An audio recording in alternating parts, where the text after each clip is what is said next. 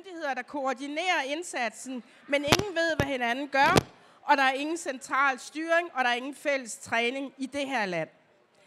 Vores nordiske nabolande, ja, der siger eksperterne, at de er 7 år forud for Danmark, når det gælder beredskab, der kan sikre vores kritiske samfundsinstitutioner, vores infrastruktur, og ikke mindst jer, der sidder og hører på her, os alle sammen, civilbefolkningen. Så hvad er det, vi kan lære af Norge og Sverige?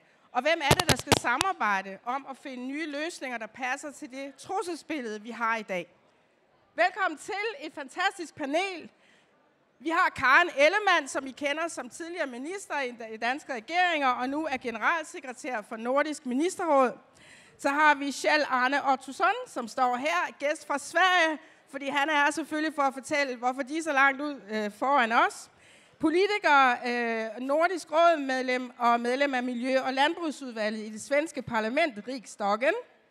Og så har vi Morten Dahlin, som I jo kender som minister for nordisk samarbejde og som minister for by- og landdistrikter. Velkommen til. Giv dem lige en stor hånd. Vi tager lige først en lynrunde, fordi jeg vil rigtig gerne høre med det forhøjede trusselsbillede, der er for Norden og også for Danmark her senest. Hvad tror I så, vi som civilbefolkning skal forberede os på? Skal vi ikke lade vores svenske gæst lægge for? Det kan vi godt. Okay. Og tale højt har jeg lovet at sige. Jag tror inte att vi, eller jag hoppas ju förstås att det inte är krig som vi behöver att förbereda oss på. Men vi ser ändå, vi har en form av psykologisk krigföring. Vi ser hur man på olika sätt försöker att sabotera. Och jag tror att det är snarare den typen av angrepp som vi måste lära oss och försvara oss emot. Inte minst vad gäller det som vi kallar för fake news. För det kan ju verkligen komma och ställa till det. Men det kan ju ske sabotage mot elektricitet, mot vatten och så vidare. Så det är ju många delar där vi måste se till att vi har en beredskap. Og for dem, der ikke er så stive i svensk, så kan jeg sige, at det, der bliver sagt her, det er, jamen, der kan komme angreb på vores infrastruktur, vores kritiske infrastruktur. Men vi skal også forberede os på fake news, at vi simpelthen bliver destabiliseret som samfund, fordi vi ikke aner, hvad der er rigtigt og forkert. Karen Ellemann. Og tænk en gang, at du skal oversætte en svensker, der taler så nydeligt svensk. I forstår det da godt. Ja, selvfølgelig gør vi det. Og ja, Vibeke, du har fuldstændig ret, at det er den destabilisering, som er det, der helt ærligt skal bekymre os allermest. Og fake news er jo desværre ikke noget nyt fænomen. Det er noget, vi har set. Det er noget, vi oplever. Så det at være stærke, resiliente, modstandskraftige samfund i Norden, som vi jo grundlæggende er, og det er vi, fordi vi er stærke demokratier. Og det er jo ikke bare en given ting. Det er ikke bare noget, vi bare kan tage for givet, at selvfølgelig fungerer vores demokratiske institutioner. Det gør de ikke nødvendigvis med den form for angreb, som jo kommer mange steder fra, og særligt fra Rusland. Og Morten Dahlin, hvad tænker du? Hvad er det, vi skal forberede os på som civilbefolkning? Skal vi ud og præbe alle sammen? Der kommer jo en pjece, har vi hørt, men den er jo ikke kommet endnu. Hvad er det, vi skal forberede os på? Jeg synes faktisk, mine 2 kollegaer er inde på noget rigtigt. Men hvis jeg må prøve at løfte en lille smule op i helikopteren, så tror jeg faktisk, den situation, vi står i nu, kalder på, at vi som samfund også tager en snak med hinanden om, hvordan vi sikrer et vist niveau af demokratisk dannelse. Og det kan godt lyde kedeligt og højtflyvende og måske lidt teoretisk. Men hvis nogle af jer, ligesom jeg gør, ser den der serie om Grundtvig, der kører for tiden på Danmarks Radio, så var det et budskab, han havde dengang, at skulle man have indført folkestyre, så var det også vigtigt, at man havde en demokratisk dannelse blandt befolkningen. Nu har vi jo heldigvis et folkestyre, men når det nu bliver udsat for den slags angreb, man eksempelvis ser med misinformation, forsøg fra andre magter på at blande sig i vestlige valg, jamen så er det vigtigt, at vi har nogle samfundsinstitutioner, der er robuste, men også at vi har et uddannelsessystem og en generel kulturel strømning i vores samfund, som sætter pris på kulturel dannelse, der gør, at man også udvikler en kritisk sans, der gør, at man kan sætte sig ud over og sidde og blive ophidset over et andet på sociale medier. Ja. Men lad os lige blive ved det fysiske, der kan ske, som handler om, at vi kan mangle vand og varme, og adgang til at kunne høre radio og tale med hinanden osv. I Sverige, der har I jo faktisk et ministerium, det har vi ikke i Danmark eller Norge, et ministerium, som simpelthen har ansvar for det civile beredskab. Og jeres minister gik tidligere i år ud og sagde, der kommer krig, vær beredt, kære svenskere, I skal forberede jer, og I skal faktisk også stille op til vores civile beredskab som frivillige. Hvordan modtog I det i Sverige, og var det et skræmmebillede, I fik der, eller var det godt, at han sagde det? Først skal jeg rette dig. Han sa ikke, at det kommer at bli krig. Han sa, det kan bli krig i Sverige. Og jeg tror, det var ganske vigtigt for at vække folk. I Sverige har vi klarat oss utan krig i over 200 år. Vi har haft krig i våra grannländer. Vi har inte haft det, vi har klarat oss. Och därmed tror jag att det är viktigt att vi får ett uppvaknande. Vi blir lite mer beredd. Sen så var det min upplevelse ganska tydligt. Alltså, han är minister för Moderaterna, alltså högerparti. Det var ganska tydlig skillnad hur man reagerar beroende på var man står på den politiska skalan. Vänstersidan reagerar väldigt kraftigt och var mycket kritiska till uttalandet. Men ju längre höger ut du kom, ja, väldigt bra att han faktiskt sa att vi måste börja förbereda oss. Vi kan inte luta oss tillbaka och tänka att vi kommer alltid att klara oss för vi har klarat oss så länge. Så i min värld var det en bra vækkerklokka. Så et wake-up call fik svenskerne, og vores svenske politikere her synes jo altså, at det var rigtig, rigtig godt. Karen Ellemann, hvad tænker du? Var det her et skræmmebillede? Skal vi gøre det samme i Danmark og sige, hey, vågn lige op, er I klar over, hvad der er på spil? Eller står svenskerne i en helt anden situation? Altså nu er Sverige geografisk lidt tættere på, hvor kriserne for alvor er. Store skove, store åbne arealer, hvor der er mange, der kan gemme sig osv. Så den del af det gør, at der er lidt forskelle. Men jeg synes da ikke, at det her wake-up call, der kommer der, og som jo også er i Danmark, synes jeg alt andet lige, det synes jeg da ikke er upassende overhovedet. Så den her bevidstgørelse om, at hvad er det, som vi som individer, og hvordan er det hele vores civile beredskab er klar. Og så er det rigtigt, at i Sverige har man organiseret sig med et eget civilberedskabsministerium, beredskabsministerium, hvor vi jo har en anden organisering i Danmark, men det ændrer jo ikke på, at bredt set i alle de nordiske lande, der er der et beredskabssamarbejde, Haga-samarbejdet, som rent faktisk er vores beredskabsstyrelser, der mødes, der koordinerer, der lærer af hinanden, der deler taktikker og strategier, laver fælles øvelser osv. Så jeg tror godt, vi kan på den måde være ganske betrygget af, at vores beredskabsstyrelser har blik for hinanden og lærer af hinanden, og formår rent faktisk at samarbejde. Morten Dahlin, i øjeblikket der er det jo sådan, at din regering, som du er medlem af, forbereder, hvad der skal ske. Og derfor kan du heller ikke sådan sige konkrete løsninger endnu, fordi I er i gang med at finde ud af, hvad det er, der skal ske. Men hvad synes du er vigtigt, at I holder jer for øje med det her forhøjede trusselsbillede, når det handler om at se på en ny måde på det beredskab, vi har herhjemme? Jo, men altså lige tilbage til det med wake-up-callet. Der, hvor jeg måske i virkeligheden selv fik det der wake-up-call. Jeg har svensk familie, som mit efternavn måske afslører, og har ligesom derfor en forståelse for den der rodfæstede neutralitet, som der ligesom har ligget underliggende i det svenske samfund. Så da der ligesom blev sagt meget tydeligt for svenskerne, nu vil vi gerne være medlem af NATO, så var det i hvert fald også en wake-up call for mig, der hed, okay, når vores neutrale naboer på den anden side af sundet, eller lige lidt væk herfra, hvor vi står nu, mener det så alvorligt, så er der sådan set noget om det her. Og jeg vil sige, jeg tror, at vi har et meget stort potentiale i at samarbejde på tværs af de nordiske lande i forhold til beredskab. Vi gør det allerede godt, som Karen siger, men vi har faktisk også vi har yderligere både i forhold til, hvor vi konkret kan lave samarbejder, men helt ærligt, også bare lære af hinanden. Og der har det også været en øjenåbner for mig at få et indblik i, hvordan to lande, der ikke tidligere har været under NATO's paraply, Sverige og Finland, har grebet nogle af de her ting, både forsvarsmæssigt, men også civilt an, på en anden måde end os andre NATO-lande. Det har været en øjenåbner, og vi har et kæmpe potentiale for at samarbejde mere om beredskab, både når det handler om forsvar, men også når det handler om sådan noget som naturkatastrofer og alt muligt andet. Jeg ved ikke, om man må sige det her og kritisere Danmark lidt. Kan I huske der, hvor at folk holdt stille på motorvejen mellem Randers og Aarhus, fordi det snede lidt i Danmark? Der spurgte de den norske beredskabschef, hvad synes du om det? Til det svarede han: de holder stille på Danmarks næststørste motorvej, fordi der er sne. Det tror jeg ikke, en nordmand skal kommentere på. Men altså, Karen Ellemann og Mondelin, I er jo inde på, at I siger på den ene side, at vi samarbejder fint, og vi har et rigtig godt samarbejde, det fungerer rigtig fint, men der er alligevel potentiale. Hvis vi nu ser på, hvornår det rent faktisk har været et samarbejde, så kan man jo sige, at under corona, der lukkede I grænserne for hinanden. Der var ikke noget samarbejde. Hvert land opfandt, hvad man selv ville. Så det er jo ikke, fordi I har en track record af at være gode til at få et fælles nordisk samarbejde op at stå. Hvad der skal til i den her situation, som ikke skete under corona? Jamen lige præcis coronanedlukningerne og det, der skete der, var virkelig absolut et lavpunkt for alle vores lande, fordi vi simpelthen ikke formåede at løfte knoglen og tale med hinanden om, hvordan håndterer vi den her krise.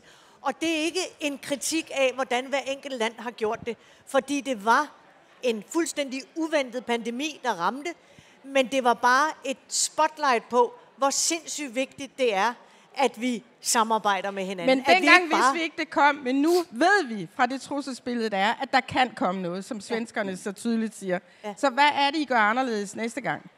Jamen præcis det der med, at du oplevede under coronakrisen, at grænserne simpelthen bare blev lukket ned mellem landene, og at du ikke havde en forståelse for, at vi faktisk er en sammenhængende region. At der er rigtig, rigtig mange mennesker, der bor i det ene land, arbejder i det andet, pendler frem og tilbage. Vi er dybt afhængige af nogle meget velfungerende grænseregionale områder, som jo får hjulene til at snurre. Og derfor så må og skal den lærdom, vi fik af coronakrisen, helt klart forplante sig også i kommende diskussioner om beredskabsplaner. Og Morten Dahlin, i forhold til at få det til at ske på et nordisk plan, hvad tænker du så, vi skal lære af coronakrisen? Hvad skal der ske så? Jamen, jeg er meget enig med Karens betragtninger, og jeg vil sige, jeg synes også allerede, at man har lært, og hvis man kigger på forsvarsområdet, så er der jo lige nu et uhørt tæt samarbejde mellem de nordiske lande. Det har selvfølgelig hjulpet, at svenskerne og finnerne er kommet med i NATO. Det synes jeg er super godt. Jeg tror i virkeligheden også, hvis jeg skal være ærlig, noget af det her handler også om, jo tættere samarbejdet er i hverdagen, jo sværere er det ikke at koordinere i svære situationer.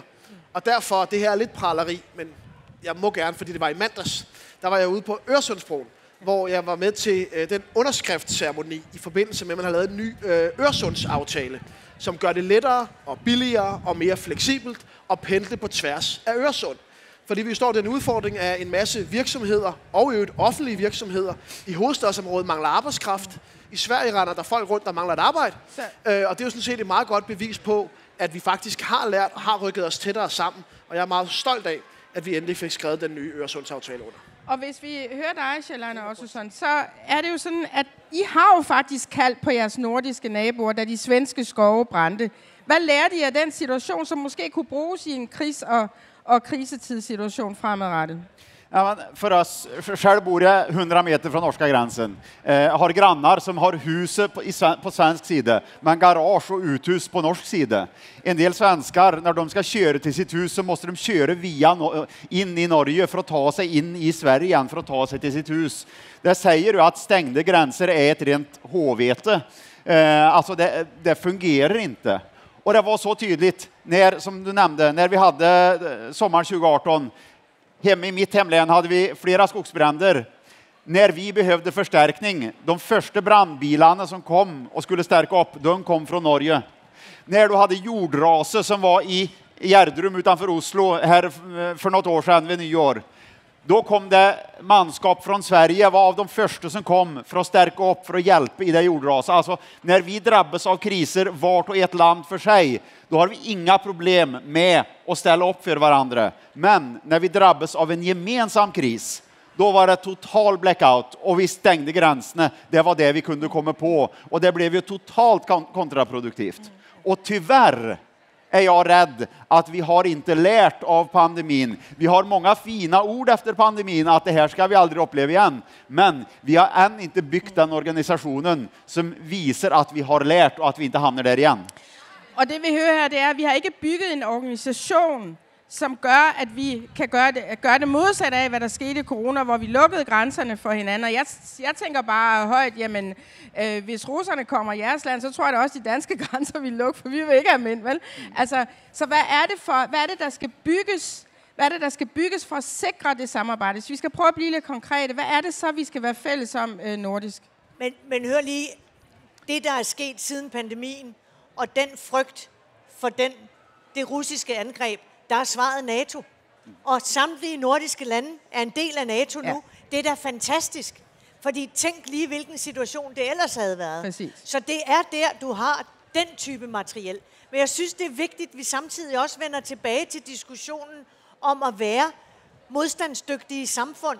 Altså, hvordan er det, som Morten også taler om samarbejdet i hverdagen, det at være naboer, være tæt knyttet i en region, hvor hele vores værdifællesskab, hvor hele vores samfundsmodel er så grundfæstet, og så alt andet lige gør det rimelig let forståeligt for os, rent faktisk, at løfte knoglen og tale med hinanden, og hjælpe hinanden og dele udstyr. Det er jo ikke nødvendigvis formaliseret. Altså, at nogen af jer har et bud på, hvad det var, man kunne være sammen om. Nu nævner jeg bare regelmæssige krisestyringsøvelser,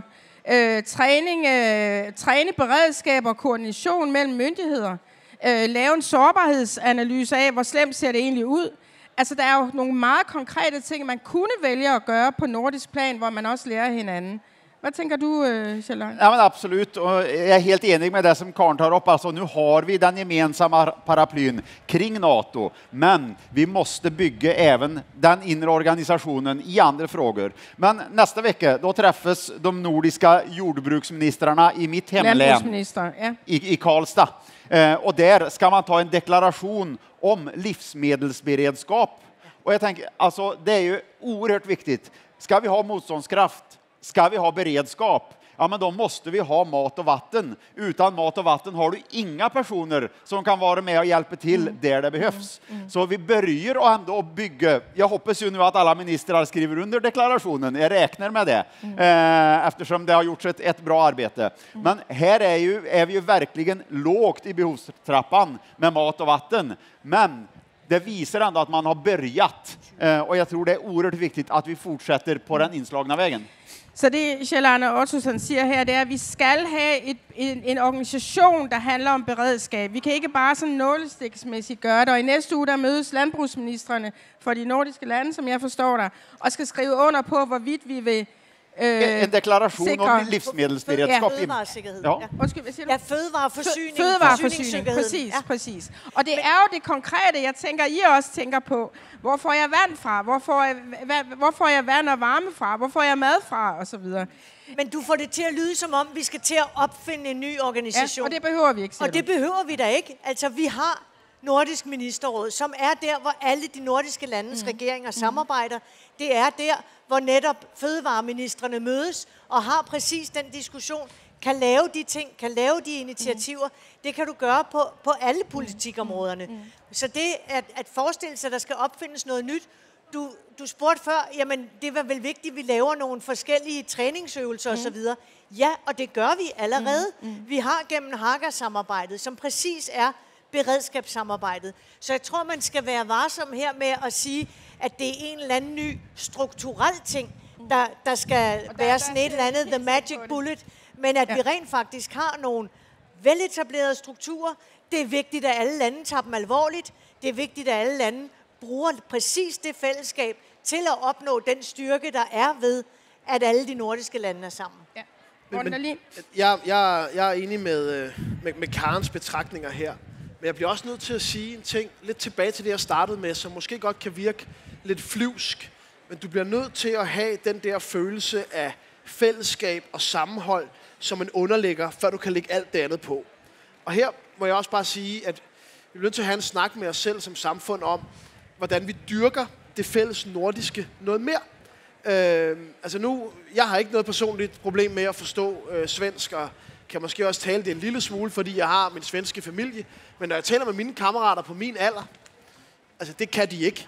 Og når vi holder fester, hvor min svenske familie er, så skriver de ind, vil du godt lade være med at sætte mig ved siden af din svenske kusine, fordi vi forstår ikke, hvad hun siger. Og den der del med at dyrke det fælles nordiske, Det er nødvendigt, fordi at hvis man skal opbygge nogle samfundsinstitutioner, hvad enten de er civile eller forsvarsmæssige eller uddannelsesmæssige, som automatisk indtænker det nordiske og det tværnordiske, så skal det ligge på ryggraden af os alle sammen. Og det gjorde det engang, fordi verden var mindre, og hvis man boede i København, så var man svensk tv og så videre. Men i dag, og det er kun fint, at vi får input fra alle andre steder, USA og England og K-pop og jeg ved ikke hvad, så bliver vi nødt til at have nogle stærkere systemer for at dyrke det fælles nordiske, særligt blandt ungdom. Så en lynrunde her til sidst. Det jeg hører jer sige, det er, at vi har vores svenske gæst her, som siger, at jeg synes, der skal være en organisation for civil beredskab på tværs af Norden. Og vi har dig, Karen, og dig, Morten, som siger, at vi har allerede noget, der fungerer. Og vi har lært af corona, at det kommer til at fungere bedre. Vi kan allerede tage de beslutninger i det fælles nordiske regi. Men grunden til, at jeg reagerer på den der med at bygge en ny organisation og så videre, det er egentlig bare for at sige, selvfølgelig kan vi lave mere på fælles nordisk beredskab i den type organisering, vi allerede har. Ja, jeg forstår. Og det kan sagtens lade sig gøre, hvis der er politisk vilje til at ville lave det. Ja. Lige inden vi går til dig, tror du på, at der er politisk vilje også fra dansk side til at ville lave det? Jeg tror, der er stærk politisk vilje til et tættere nordisk samarbejde. Og vi går lige så langt som de to herrer, der sidder der og ønsker en nordisk decideret union. Det er ikke nødvendigvis overbevist om. Vi har jo haft Kalmarunionen tidligere i vores historie. Men jeg tror, der er en Men den kommer du ikke til at genopleve, Kalmarunionen. Nej, men der er en politisk appetit på et stærkere nordisk samarbejde. Ja, tak. Og Kjell Arne? Ja, men jag sa inte att vi ska bygga en ny organisation, tror jag. Jag sa att vi ska bygga en organisation. Alltså, precis som Karin säger, vi har grunden om vi vill. Men vi har inte byggt den organisationen fullt ut efter pandemin. Så att vi till exempel inte stänger gränser igen, utan vi gemensamt hjälper varandra. Till det har vi redan organisationen. Så det handlar om att bygga den, inte uppfinna ytterligare en ny. Aller sidste spørgsmål, for vi skal slutte nu.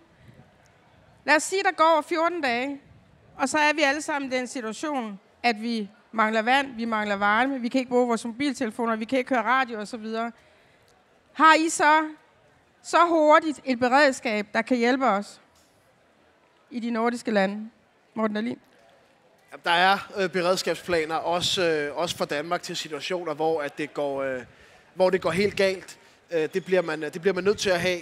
Men det betyder ikke, at man ikke kan lære hinanden i Norden. Hvis jeg bare må komme med et sidste eksempel, som jeg har ikke været der selv op at se det endnu, men har fået visket det i øret, at da man sidst lavede en kæmpestort nyt idrætsanlæg i Helsinki, som blev super godt og state of the art, og unge kan komme og dyrke sport og idræt, så ned under det, der lavede man også lige beskyttelsesrum. Og det synes jeg viser lidt om den tankegang, man i hvert fald har haft i andre nordiske lande. For jeg vil ikke vide, hvor jeg skulle gå i beskyttelsesrum, for eksempel. Så vil du hellere være i Helsinki, hvis krisen kom?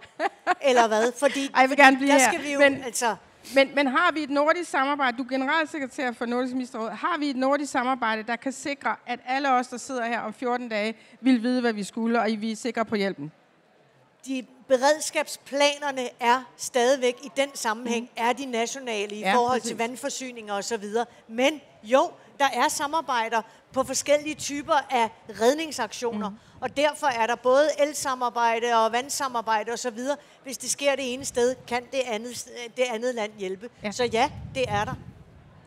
Og hvad tænker du i forhold til, at du repræsenterer jo alle de parlamentarikere, der skal lægge politiske beslutninger op til ministrene, der sidder for Norden. Hvad tænker du, hvad er det for et arbejde, du skal gå hjem og gøre nu, for at få dem til at gøre mere?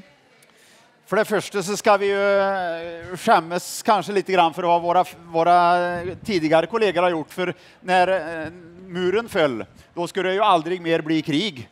Då var det bara fred på jorden, och därmed så monterar vi ju ner väldigt mycket beredskapsarbete. Alla gamla förråd med mat, med drivmedel och så vidare. Nej, men det behövde vi inte, för det skulle aldrig mer bli krig. Nu är vi där att vi håller på att bygga upp det hela igen till betydligt högre kostnader än om vi hade behållit det som vi en gång hade. Så det handlar om att bygga upp de här, inte minst de här lagren igen, med det vi kallar för insatsvaror, alltså med diesel och bensin, gödningsmedel och så vidare, för att vi ska kunna få mat, för att vi ska kunna få rent vatten. För återigen, utan det, då spelar det ingen roll vilken organisation vi har. Tusind tak, Morten Dahlin, minister for Nordisk Samarbejde, generalsekretær for Nordisk Ministerråd, Karen Ellemann, og Kjell Arne Ottosson, som sidder i det nordiske parlament. Så Tusind tak skal I have. Tak for nu. Hui.